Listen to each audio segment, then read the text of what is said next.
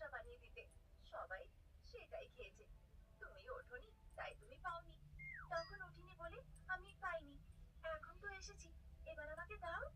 দেবার জন্য তো কিছু থাকতে হবে। তার কথা শুনে দুঃখিত চিন্তিত অবস্থাতে অনামিকা রান্না থেকে বাইরে ফিরে আসে। তারপর সেখান থেকে সে শাশুড়ি মার ঘরের দিকে যায়। শাশুড়ি মা সারদা সে সময় আয়নার সামনে বসে মেকআপ করছিলেন। বৌমাকে তার ঘরে আসতে দেখে তিনি বলেন, কি হয়েছে কুড়ে বৌমা, এখানে কেন? আমার নাম অনামিকা মা, কুড়ে বৌমা নয়। শুধু আমি নই যে তোমার নাম অনামিকা সেটা ভুলে গেছি, তোমার শ্বশুর মশাই তোমার স্বামী তারাও ভুলে গেছে। যদি ক্লাবে যাই আমি আর কেউ জিজ্ঞাসা করে অনামিকা কেমন আছে, আমি উল্টো জিজ্ঞাসা করি সে কে।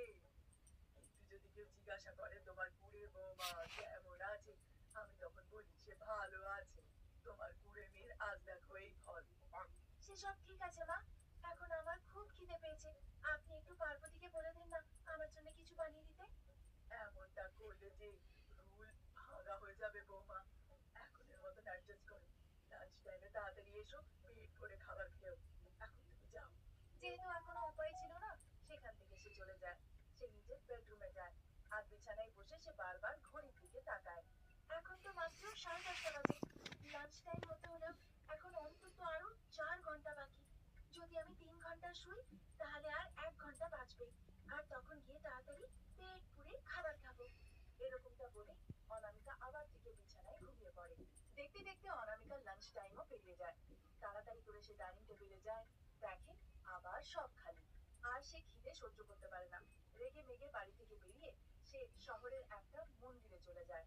মাথাটা রান্না করে সে ইলিশ মাছের মাথাটি মোড়ল মশাইকে খেতে দেয়। মা গিন্নি, ইলিশ মাছ থেকে তো দারুণ ঘ্রাণ আসছে গো। আজ আমি মন ভরে এই ইলিশ মাছের মাথা চিবিয়ে চিবিয়ে খাবো। এরপর মোড়ল মশাই ইলিশ মাছের মাথা খেতেই ইলিশ মাছের কাঁটা তার গলায় আটকে যায়। গেল গেল গেল গেল গেল গো, আমার গলা গেল। কি কি হলো গো তোমার, এমন করছো কেন? গিন্নি, আমার গলায় যে ইলিশ মাছের কাঁটা আটকে গেল গো। এরপর মোড়ল অনেক চেষ্টা করে তার গলার কাঁটা নামানোর, কিন্তু কোনোভাবেই সে তার গলার কাঁটাটি নামাতে পারে না। এমনকি কবিরাজ এসেও মোড়লের গলার কাঁটা নামাতে ব্যর্থ হয়। এরপর কেটে যায় বেশ